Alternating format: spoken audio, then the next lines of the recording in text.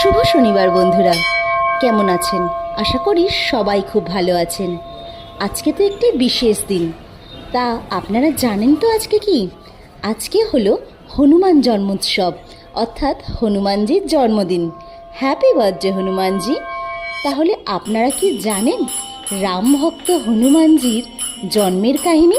চলুন জেনে নিই রাম ভক্ত হনুমানজির জন্মের কাহিনী। রাম ভক্ত হনুমানজিকে বলা হয় মহাদেবের একাদশ অবতার। তিনি ছিলেন পবন পুত্র, অঞ্জনা পুত্র, অর্থাৎ অঞ্জনী ছিল মাতা আর পবন ছিল তার পিতা।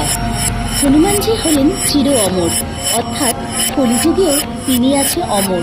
যেখানে রামায়ণ পাঠ হয়, সুন্দরকাণ্ড পাঠ হয়, মনে করা হয় সেখানেই হনুমানজি কোনো না কোনো রূপ ধরে নিশ্চয়ই আসেন তার রামজির কথা শুনতে।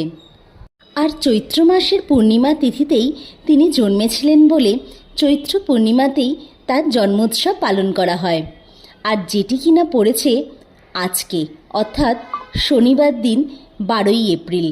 তাহলে আপনারা করছেন তো হনুমান জয়ন্তী। আর হনুমানজির প্রিয় প্রসাদ অর্থাৎ কলা আর লাড্ডু দিতে কিন্তু হনুমানজিকে ভুলবেন না। তাহলেই কিন্তু আপনারা হনুমানজির কৃপা লাভ করবেন। জয় শ্রীরাম, জয় হনুমান।